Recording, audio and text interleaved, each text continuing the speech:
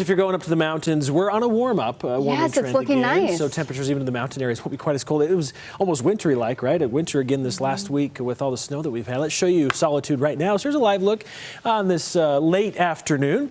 Gorgeous conditions up there. Still enough snow to bring in a couple more days of skiing as we get into the weekend before they close up shop. So some clouds out there as well. We've had a few showers. Chris Williams out flying the drone over the Mill Creek area. That's where we're looking at some partly cloudy to mostly cloudy skies. We've had a few showers around. Things have been whipping. Winds have been whipping, I should say. Here at the studio, you can see that at the Colonial flag shot. We've had some storms roll off the Wasatch Mountains with more of an easterly flow due to the low pressure system that's to the southwest of us. In fact, wind gusts have been up to 37 miles an hour at the Salt Lake Airport. Also 29 in Cedar City, 9 in St. George, 23 in Lake Powell. Stronger wind gusts as well across southwest Wyoming, portions of eastern Nevada. Winds, of course, associated with that trough that's been moving through. All right, real quick, wanted to touch on some of the northern lights. I know you've likely been seeing it on social media, hearing that there's a severe geomagnetic storm. A geomagnetic storm watch, or a severe one at least, hasn't been issued since 2005. So this is an impressive geomagnetic event. The viewing line just grazes far portions of northern Utah, just barely over the state line. So the chances of actually seeing much are pretty slim. But if you're up in the northernmost parts of the state, yeah, get out tonight. As long as we've got some good viewing conditions as far as partly cloudy skies. That's what's forecast for much of northern Utah, mostly clear to partly cloudy. And of course, the best time we'll see it will be after midnight. And we'll continue to have good chances of seeing it if you're in that area through the weekend before it really starts to taper off.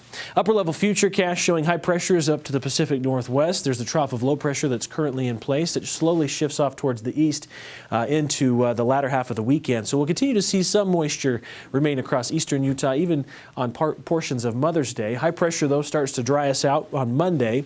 Tuesday, we get a clipper storm system across northern Utah. This could drop our temperatures, generate maybe a few isolated showers. But then the larger picture beyond Tuesday is showing another warm up, as high pressure should be the main feature moving forward. So a bit of a up and then down scenario, typical for springtime, of course, with your high temperature trend.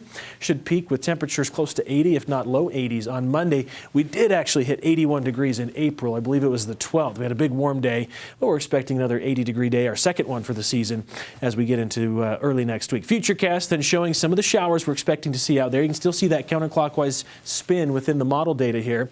Showers still popping up across central and southern Utah on Saturday. Not a huge threat for northern Utah, but we're going to keep a slight chance of a stray shower. Could get some of that moisture that trickles up over the Wasatch Range, ends up generating a shower or two, if not some blustery winds.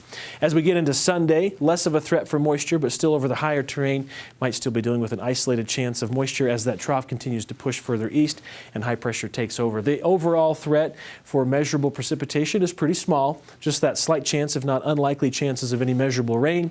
Slight uptick on Tuesday with that weak trough that graces northern Utah, and a lot of the models are showing maybe 1/10 of an inch in the next 5 days for Salt Lake, for Provo, a few hundredths of an inch elsewhere across the state. Highs then on Saturday, 71 for Salt Lake, should be about 80 in St. George.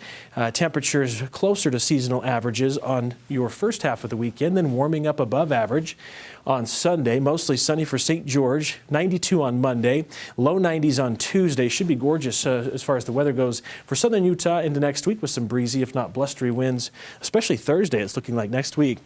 And the Wasatch Front, temperatures continuing to warm to 77 on Mom's Day after that slight chance of showers on Saturday. Low 80s again, quick to drop back down to the mid-70s, though, with that trough that clips us on Tuesday. Slight chance of some showers. We'll have some clouds around, and then we'll continue to see sunshine and those mid-70s. So kind of perfect weather by middle to end of next week with high pressure building in.